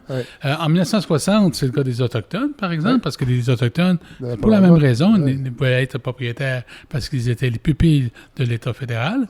Donc, c'est en rendant, justement, l'habilitation civique beaucoup plus large qu'on élargit, justement, la participation citoyenne. Parce que il y a plusieurs, par exemple, plusieurs locataires n'avaient pas le droit de vote. Par exemple. C'est fou, ça. Donc, surtout dans le cas des élections municipales, c'était particulièrement où vous avez un échelon politique de proximité qui concerne, entre autres, justement, l'habitat, et ainsi de suite. Se peut-il que ce reliquat perdure aujourd'hui? Parce que le taux de participation aux élections municipales est quand même très faible comparé aux élections provinciales et fédérales. Là, je m'avance, je ne suis pas historien, mais se peut-il qu'il reste encore de ça dans une espèce d'inconscient civique collectif? Ça peut jouer encore un peu. Je dirais qu'également, c'est peut-être parce que les enjeux municipaux, étant donné que ce sont des enjeux de proximité, ils semblent aller de soi. Ouais. Et pourtant, donc, c'est-à-dire, c'est le ramassage des ordures, le déneigement, ou encore... Ou le déneigement des pistes cyclables, là, je pense que ça va être ça à Montréal, entre autres. Oui, ou encore l'emprunt pour un stade de baseball, par exemple. Bon, c'est un autre exemple. Mais, et on dit, par exemple... On sent les gens de Québec, là. Bon, on est payé pour le centre Vidéotron. On veut en avoir un autre éléphant blanc, nous aussi, à Montréal. Mais je dirais que dans le cas des autres échelons, les autres ordres de gouvernement, ici, c'est souvent des enjeux de société qui prévalent. Oui. Arrivons aux années 70, parce qu'on peut dire que c'est peut-être là qu'on voit les premières fissures. Vous les situez avec les Olympiques de 76, qui serait peut-être la première fissure d'une critique éventuelle de la Révolution tranquille. C'est assez symbolique, je vous dirais, parce que on compare les Jeux olympiques avec Expo 67. Oui. Expo 67, c'est un projet de prestige qui a un impact important parmi les citoyens et les citoyennes parce que c'est une façon de présenter le Québec au monde. Tout à fait. Et c'est pour cela, qu'entre autres, que le souvenir qu'on en a, la mémoire qu'on a de l'Expo 67, c'est une mémoire qui est heureuse. Oui. C'est un été magique. Là. Les gens qui l'ont pas, on nous le répète, là, il fallait être là, puis ceux qui sont pas là... Ça. Et qu'on a manqué quelque chose. On n'en est jamais revenu. Moi, j'ai une incomplétude dans ma vie de ne pas avoir vécu Expo 67, que je ne m'en remettrai jamais. Mais les Jeux olympiques de 1976, c'est un gouffre financier. Oui. Un gouffre financier. Écoutez, le stade n'est même pas complété au moment des Jeux olympiques. Oui. Ça se fait dans un contexte également de contestation importante également. Donc, le souvenir... De ces grands projets qui nous permettent justement de se présenter au monde, d'offrir un usage du Québec qui soit positif, bien écoutez, les Jeux olympiques de 76, c'est pas vraiment une réussite. Non. Et donc, et même le mouvement olympique mondial va s'en servir comme exemple à ne pas suivre pour les Olympiques à venir par la suite. En effet. C'est le premier grand gouffre financier. Aujourd'hui, c'est rendu la norme pour les Olympiques, un gouffre financier, mais à l'époque, c'était assez inédit. Mauvaise image. Oui. Sur le plan international, contrairement à Expo 67, où là, le Québec, justement, le Canada, mais aussi beaucoup le Québec, là, s'était présenté à la face du monde. Dans votre livre aussi, vous dites que l'accueil des boat people vietnamiens, ça, c'est un événement marquant. En fait, c'est un événement qui est marquant parce que ça nous permet de voir les deux mouvements de la Révolution tranquille. Le premier mouvement, c'est que vous avez évidemment les élites. Jacques Couture, comme ministre, est particulièrement sensible à la question des réfugiés après la guerre du Vietnam. C'est une catastrophe humanitaire en Asie du Sud-Est qui est particulièrement marquante. C'est aussi l'époque du génocide au Kampuchea. Donc, c'est quelque chose qui frappe pas mal les esprits. Mais de l'autre côté, vous allez avoir les citoyens et les citoyennes qui sont regroupés dans des syndicats, des paroisses, des familles qui vont procéder au parrainage. Ici. Donc, c'est un mouvement aussi du bas. Et ce mouvement-là représente bien, justement, la synthèse qui se fait sous le gouvernement Lévesque de la Révolution tranquille. Bien, c'est ce que j'allais dire.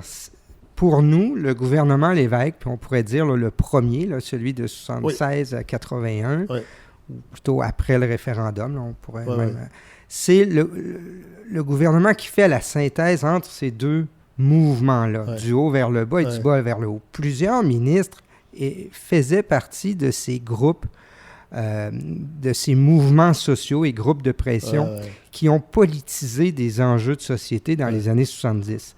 Je pense par exemple à Lucien Lessard, ministre sous gouvernement de René Lévesque, qui à ne pas confondre avec Laurent Lessard. Voilà, c'est pas le même. Deux mondes! Tout à fait. Lucien Lessard, donc, faisait partie de ces porte-paroles en faveur du déclubage.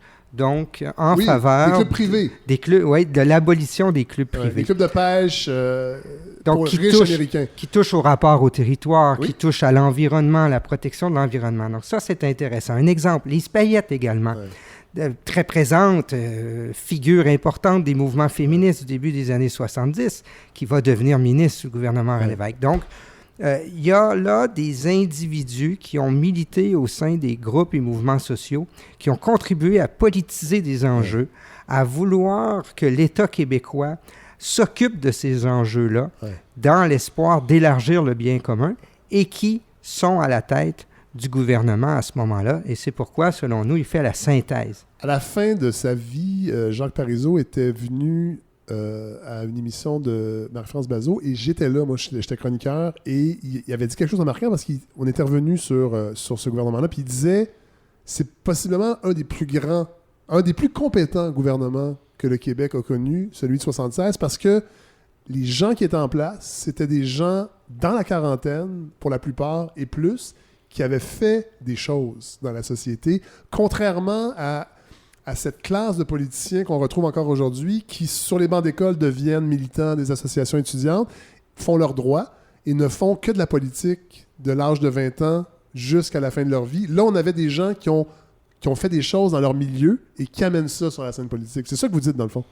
Oui, jusqu'à un certain point, parce qu'il ne faut pas non plus contribuer au mythe qu'un Jacques Parizeau a pu vouloir accorder à ce gouvernement Lévesque, mais je pense qu'il a raison, parce que, entre autres, on parlait de gens qui provenaient de différents milieux. Il y a beaucoup de technocrates qui vont devenir élus et qui seront des ministres.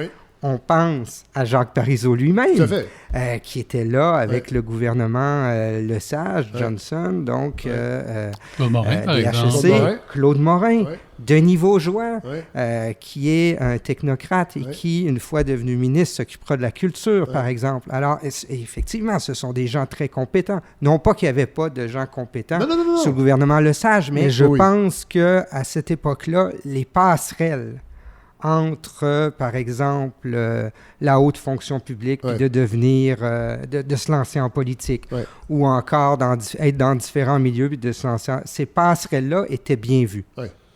Je ne sais plus aujourd'hui. Je parlais des fissures tantôt avec les Olympiques. Le Québec Inc., les hommes d'affaires et femmes d'affaires, mais beaucoup des hommes à l'époque, évidemment. Les femmes, là, les gens vont dire, vous n'en parlez pas beaucoup. On va en parler tantôt avec Louise Desjardins, parce qu'elles ont eu un rôle dans la Révolution tranquille, un rôle qu'on a invisibilisé. Alors, qui est particulièrement important, c'est la moitié des citoyens et des citoyennes. Donc, ils ont d'ailleurs, leur présence dans l'espace public est particulièrement active. Elle contribue, entre autres, à ce que certains problèmes qui n'étaient pas traités auparavant deviennent des problèmes politiques.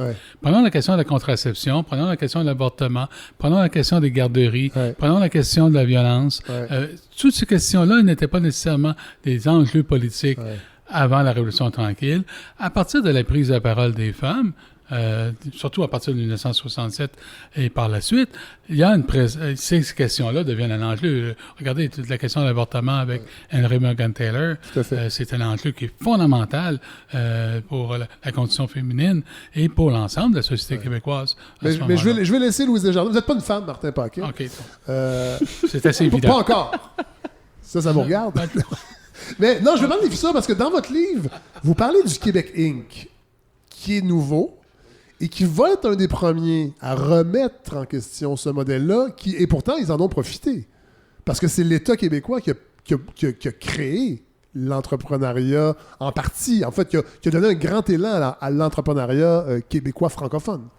Tout à fait. Et dans les années 60, les hommes d'affaires, parce qu'à l'époque, c'est surtout des hommes, tout à fait, ont intérêt à ce que l'État québécois devienne plus fort, plus interventionniste.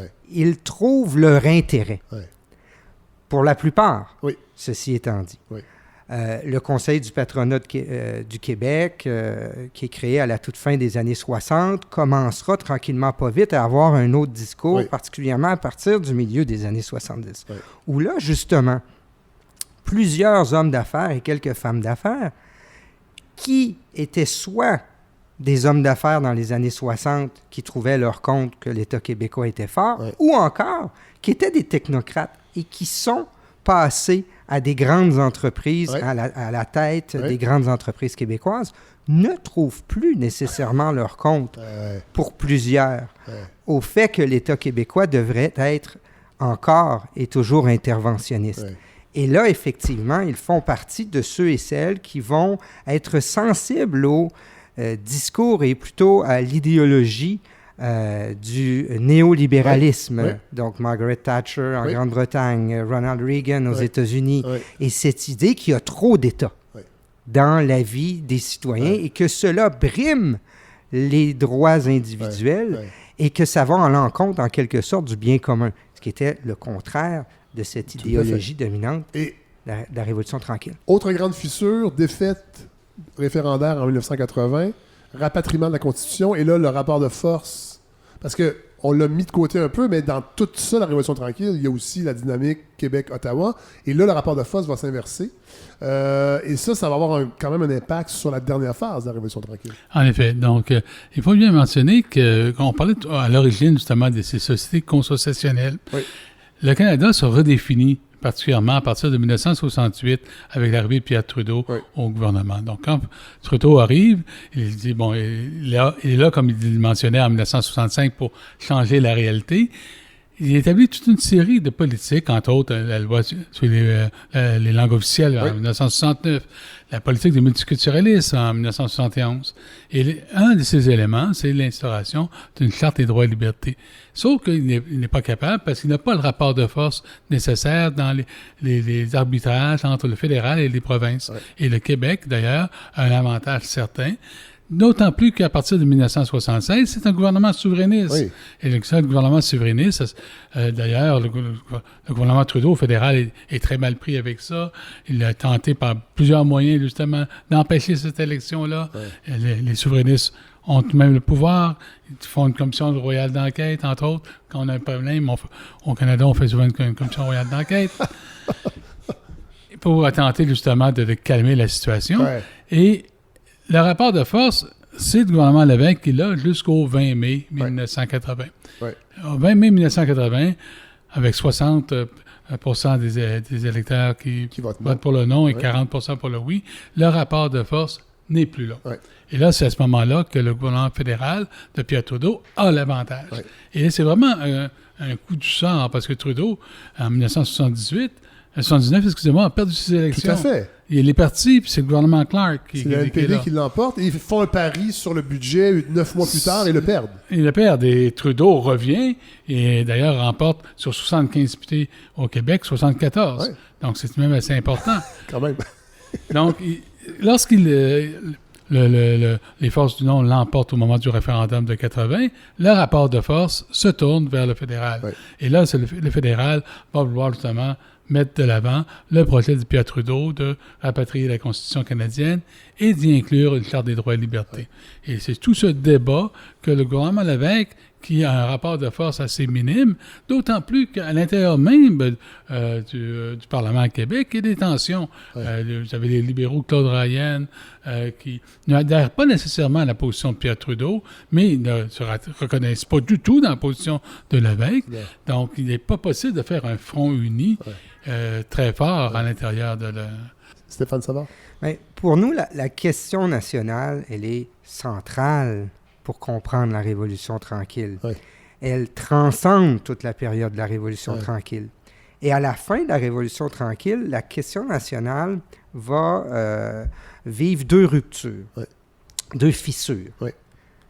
Puis, il faut comprendre que ce ne sont pas uniquement les nationalistes souverainistes ou indépendantistes qui ont quelque chose à dire sur la question nationale. Il y a également, et ils sont très nombreux à l'époque de la Révolution tranquille, des nationalistes d'allégeance fédéraliste.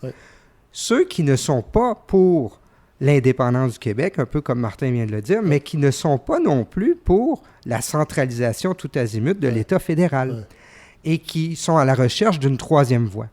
À la fin de la Révolution tranquille, l'échec référendaire fait en sorte que les nationalistes souverainistes subissent un échec important. Et là, comme Martin vient de le dire, il y a... le Québec perd l'initiative en tant qu'État. Parce que, bon... Mais, ce qu'il faut comprendre, parce que vous avez parlé du moment du rapatriement de la Constitution. Oui. Et pour nous, le moment du rapatriement symbolise un deuxième échec. Oui. C'est celui des nationalistes fédéralistes.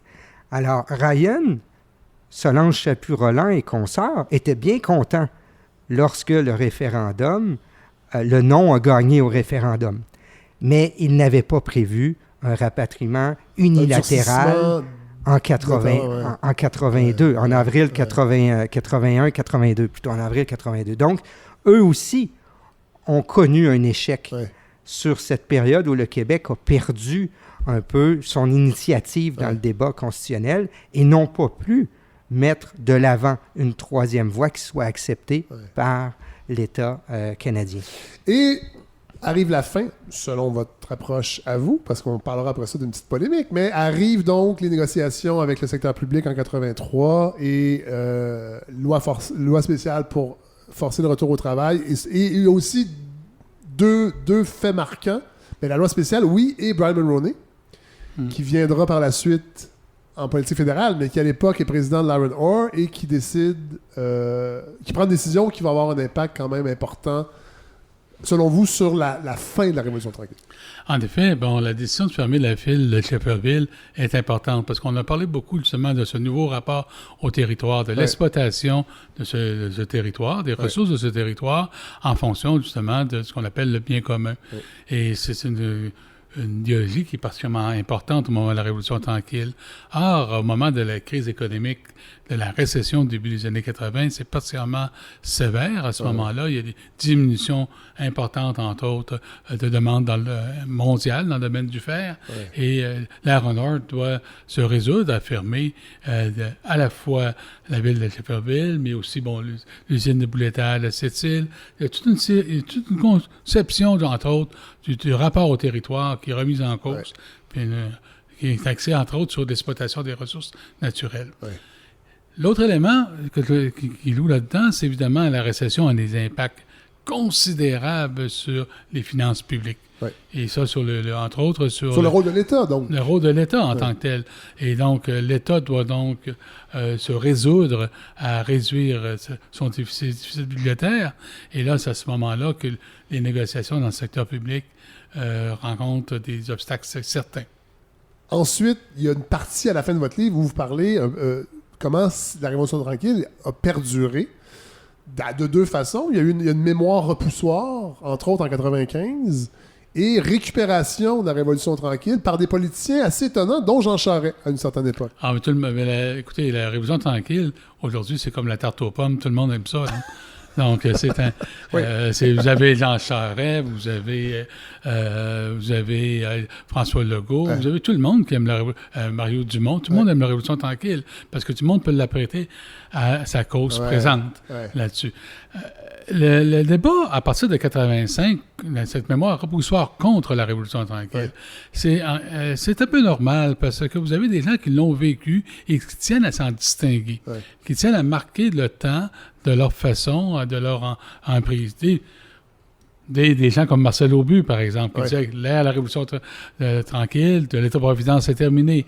Des gens comme Pierre Étonnamment, par exemple, il aurait beaucoup aimé que l'État l'aide à garder les Nordiques à Québec. Ça marchait, par exemple. Ah, ben ça, il y a un écart entre le discours et la réalité. On revient encore à Québec, hein? Tout à fait.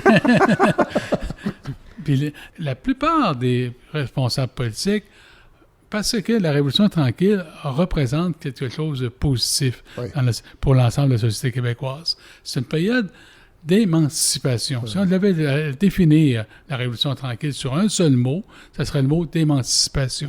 L'émancipation par rapport aux contraintes économiques, par rapport aux contraintes politiques nationales, par rapport aux contraintes culturelles, par exemple. On n'a pas parlé de la contre-culture, du mouvement artistique. Tout à fait. Et donc, ce sont... Mais là, c'est parce qu'on veut que les gens lisent le livre. Donc, c'est quelque chose qu'on aime bien être émancipé. Et donc, ça, c'est comme je le disais tantôt, c'est comme la tarte aux pommes. Tout le monde aime ça. C'est très bien de le dire, Martin Paquette, parce qu'on est en plein dans le temps des pommes. Mais messieurs, merci. Vraiment, moment bien dense qu'on vient d'offrir aux auditeurs et aux auditrices, pour ceux qui sont encore avec nous. Non, moi j'adore ça. Pour vrai, j'adore ça. Mais tu sais, c'est le premier épisode de la saison. J'espère que les gens s'attendaient pas à quelque chose de funny, fun, pour après ça aller dans le plus, gorgeux. On est déjà là. Alors, Martin Paquette, Stéphane Savard, merci. On lit Brève histoire de la Révolution tranquille. Et Jules Racine Saint-Jacques, merci. On commence peut-être par Brève histoire de la Révolution tranquille. Puis quand l'hiver arrivera... Les pieds proches du feu. Les pieds proches du feu, avec un petit grog. Winter's coming. On lit Georges-Henri Lévesque, un clair dans la modernité. Merci beaucoup, messieurs. Merci. Merci.